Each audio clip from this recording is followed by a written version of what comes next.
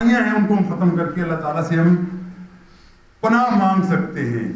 اور یہ مہینہ میں ہمیشہ کہا کرتا ہوں یہ لوٹ سیل کا مہینہ ہے. جو دکاندار لگاتے ہیں لوٹ سیل لگاتے ہیں. ویسے اب سیزن ختم ہونے والا ہے, اسٹاک میں نے ختم کرنا ہے, میں اپنا پروفٹ بھی ختم کرتا ہوں, 50% آپ کو ڈسکاؤنٹ دیتا ہوں, لے جاؤ سامان اٹھا کے جتنا لے جانا لے جاؤ.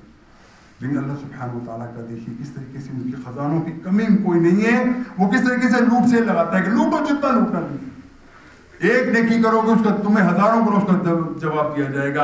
اگر تم خالی فرض پڑھو گے, نوافل پڑھو گے, فرض کے برابر ہوگا. فرض پڑھو گے 7 گنا بڑھا کے اللہ تمہیں اجر دے گا.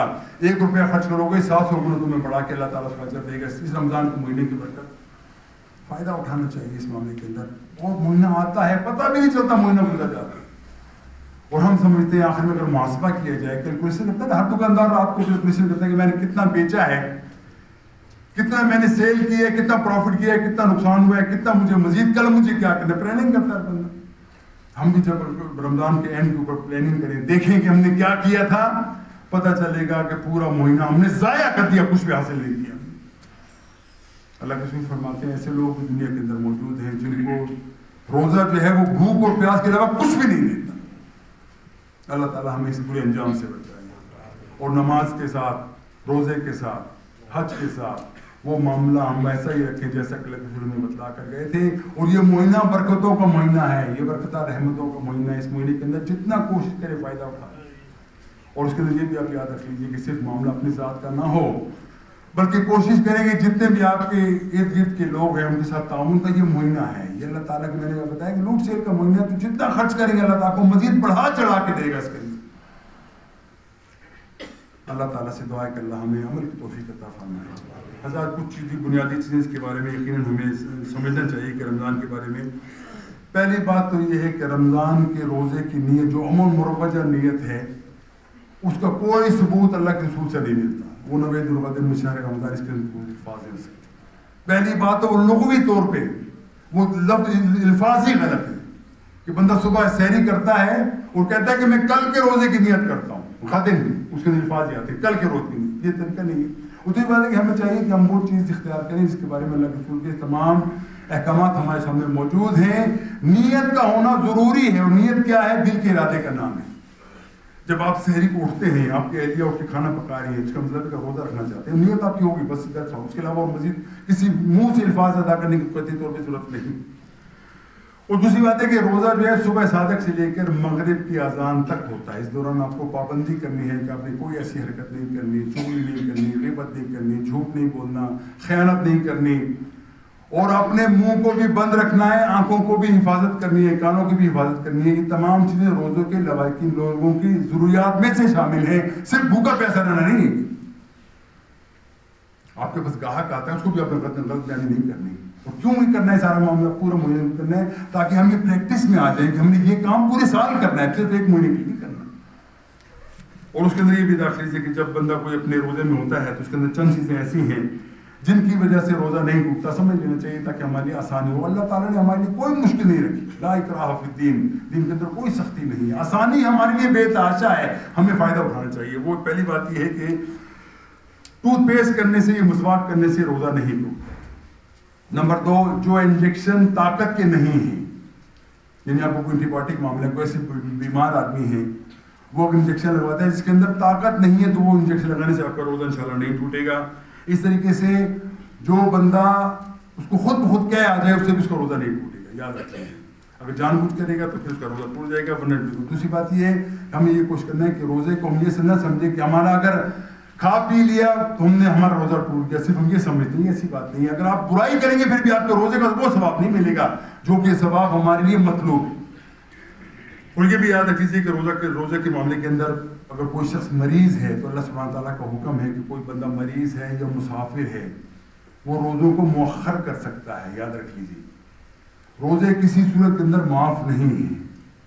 خواتین کو ایام جو خاص ہے اس کے اندر روزوں کی اس کو معاف ہے, لیکن وہ ان کو بھی دوبارہ دہرانا ضروری ہے. جب وہ صحیح ہو جائیں رمضان کے بعد روزوں کو دوبارہ رکھنا چاہیے. اور جو بندہ مریض ہو باقی طور پہ اس کی جان کو خطرہ ہو روزہ رکھنے سے وہ نہیں رکھتا روزہ رکھ سکتا. فرض کوئی بندہ شوگر کا بڑا شدید مریض ہے, اس کی شوگر لو ہو جاتی ہے, اس کے لیے سہولت یہ ہے کہ وہ ہر ایک روزے کے ذمہ 2 ٹائم کا کھانا ایک بندے کو کھلائے, اس کے روزے کا کفارہ انشاءاللہ ہو جائے گا. لیکن یاد رکھیے جو بندہ جان بوجھ کے روزے کو توڑ دے, کھا پی لے, شہوت کے اندر آ کے کوئی ایسی حرکت کر بیٹھے, اللہ کے رسول صلی اللہ علیہ وسلم فرماتے ہیں اس روزے کا کفارہ یہ ہے کہ شہرین متتابعین کے الفاظ آتے ہیں کہ 2 مہینے مسلسل اس کے تو کوئی وقفہ نہ ہو, وہ رکھے گا تب جا کے اس کا معاملہ پورا ہوگا, ورنہ اس کو اس کا ثواب نہیں ملے گا. کتنی عظیم بات ہے, کتنی سخت بات ہے اپنی یہ دیکھیے. لہٰذا اپنے روزوں کی حفاظت کیجیے. اور اسے کسی یہ بھی داخل لیجیے کہ بندے کے اندر جب ہم زندگی کے اندر مختلف معاملوں کے اندر پڑھتے ہیں تو ہر وقت یہ رکھے مستحضر رہے ذہن کے اندر, اگر کوئی معاملہ بدمزاجی کا ہو جاتا ہے, کوئی بد اخلاقی کا ہو جاتا ہے, کوئی اونچ نیچ ہو جاتی ہے, کہہ دے کہ بھائی میں روزے سے ہوں, میں تمہارے ساتھ کوئی بحث نہیں کر سکتا. اور کتنی عجیب سی بات ہے. دیکھیے اللہ کے رسول فرماتے ہیں یہ رمضان کا وہ مہینہ ہے جس کے اندر شیطانوں کو جکڑ دیا جاتا ہے, جنت کے دروازے کھول دیے جاتے ہیں. لیکن جیسے میں نے آپ کو کہا نا کہ ہم اپنی تربیت 1 مہینے کے لیے کرنا چاہتے ہیں, ریفریشمنٹ کورس کرنا چاہتے ہیں 1 مہینے کا, تاکہ پوری زندگی کا لائحہ ہمارے لیے درست ہو جائے, آسان ہو جائے. تو شیطان فارغ تو نہیں بیٹھا نا, شیطان نے پورے سال ہماری تربیت کی ہے. اب وہ شیطان بے شک بند ہو گیا, لیکن اس کی تربیت کا نتیجہ ہے کہ ہم برے کاموں میں پڑھ کر کچھ سوچتے بھی نہیں. ہم نے آپ کو اس چیز سے بچانا نہایت ضروری ہے کہ ہم اپنی زندگی کے اندر کوشش کریں کہ شیطان کے راستے پہ چلنے سے بچ جائیں. ہماری زندگی کا دیکھ لیجیے, ایک طرف سے اللہ تعالیٰ کے ساتھ ہمارا عہد و پیمان ہے کہ اللہ ہم تیرے بندے ہیں, تیری عبادت کرتے ہیں, ایک طرف سے یہ ہمارا پیمان ہے. اور دوسری طرف سے ہماری زندگی کا تعلق مقصد کیا ہے, طریقہ کیا ہے, ہر وہ برا کام جس سے روکا گیا ہے اس کے اندر ہم ہنیم مریا شامل ہو جاتے ہیں, پرواہ بھی نہیں کرتے کہ یہ کام غلط. اللہ ہمارے دلوں میں اس چیز کا احساس پیدا کر لے کہ ہم جس وقت رات کا ٹائم ہو, میں ہمیشہ کہا کرتا ہوں بھائی اپنا محاسبہ, میں خود کروں, اللہ مجھے بھی توفیق دے آپ کی, محاسبہ ہم کریں, رات کو اٹھ کے بیٹھیں, دیکھیں آج پورے دن کے اندر میں نے کیا کمایا, کتنے گناہ کیے, کتنی چغلیاں کی, کتنی غیبت کی, کتنی بدخوئیاں کی میں نے, کتنے لوگوں کو میں نے دل دکھایا, کتنوں کا میں نے مال کھایا, کتنے کی دل آزاری کی میں نے. اور اس وقت اللہ تعالیٰ سے سچے دل سے اگر دعا مانگیں گے, اللہ میں نے آج جو کیا سو کیا, کل کے لیے میں معافی مانگتا ہوں, کل انشاءاللہ ایسا میں نہیں کروں. یہی محاسبے کا طریقہ ہے.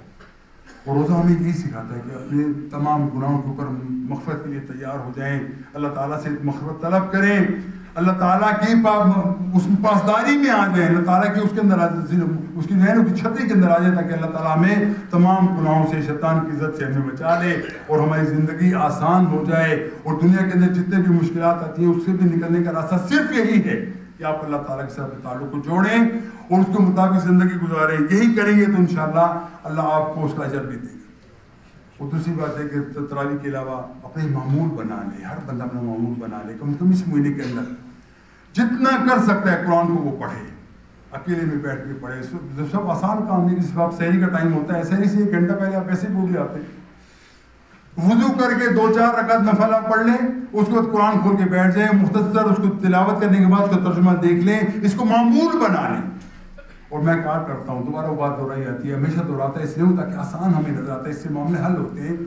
قرآن کا صرف مجرد ترجمہ پڑھنے سے انشاءاللہ آپ کے تمام شرکیہ اوہام, تمام قسم کی خرافاتی, آپ کے ذہن کی تمام چیزیں اللہ تعالیٰ اس قرآن کے ترجمے سے ختم کر دیتا ہے. کسی کا بھی ترجمہ اٹھا کے دیکھ لیجیے, اللہ تعالیٰ آپ کو تمام شرک سے, اوہام سے, ان چیزوں سے آپ کو اللہ بچا کے رکھ دے گا. اور سیدھے راستے پہ چلانے کے لیے آپ کو ایک راستہ بتا دے گا کہ تم اگر اللہ کے راستے میں چلنا چاہتے ہو, قرآن تمہیں یہ ڈائریکشن دیتا ہے. اور قرآن کے اعجاز کبھی ختم ہونے والے نہیں ہیں. یہ وہ کتاب ہے جس کے اندر کوئی بندہ جتنی بڑی گہرائی سے اس کے اندر ڈوبے گا, اللہ تعالیٰ اس کو اتنا ہی عطا کرے گا. یہ قرآن کے عجائبات کبھی ختم نہیں ہوتے. یہ ایسی کتاب ہے جس کے اندر بڑے سے بڑا انٹلیکچوئل جو ہے, بڑا ذہین آدمی, وہ بھی جب اس کو پڑھتا ہے تو وہ عاجز ہو جاتا ہے. کوئی عام ساتھ بھی پڑھتا ہے وہ بھی عاجز ہو جاتا ہے. اس کے معجزات کبھی ختم نہیں ہوتے, اس کے اثرات کبھی ختم نہیں ہوتے, اس کی نعمتیں کبھی ختم نہیں ہوتی. جتنا گہرا جاؤ گے اللہ تعالیٰ تمہیں عطا کرے گا. جو فرمایا گا تدبر کرو قرآن کے اوپر. قرآن کی تدبر کیا ہے کہ اللہ کے احکامات کو جاننے کے بعد اس پر عمل کرو, اللہ تعالیٰ تمہارے دلوں کو کھول دے گا. اور جب دلوں کو کھول دے گا تو تمہارے لیے اللہ کے دین کے اوپر عمل کرنا آسان ہو جائے. اللہ سے دعا ہے کہ ہمیں عمل کی توفیق عطا فرمائے. یہ عظمت کے مہینے, عظمت کے دن جو ہیں, اس سے ہمیں بھرپور استفادہ کرنے کی توفیق عطا فرمائے. اور جتنی بھی ہم سے کوتاہیاں ہوئی اللہ تعالیٰ ہماری کوتاہیوں کو دور فرمائے. اللہ تعالیٰ جتنے لوگ اس دنیا کے اندر مصیبت میں مبتلا ہیں سب کی پریشانیاں دور فرمائے. میرے بھائی چھوٹے, ان کی طبیعت سخت خراب ہے, ہاسپٹل میں ایڈمٹ ہیں, دعا کیجیے اللہ تعالیٰ تمام مسلمانوں کو صحت کاملہ عطا فرمائے. میرے بھائی کو اللہ تعالیٰ صحت کاملہ عطا فرمائے.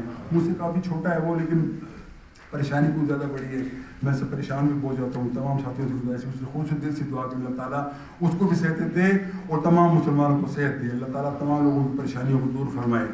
اللہ تعالیٰ تمام جو قرض دار ہیں اللہ تعالیٰ ان کے قرضے دور فرمائے. جن کی اولاد نافرمان ہے اللہ تعالیٰ ان کی اولاد کو نیک اور صالح بنائے. اور جو لوگ بے روزگار ہیں یا بے اولاد ہیں اللہ تعالیٰ ان کو بہتر روزگار اور بہتر اولاد عطا فرمائے. وآخر دعوانا الحمد للہ رب العالمین.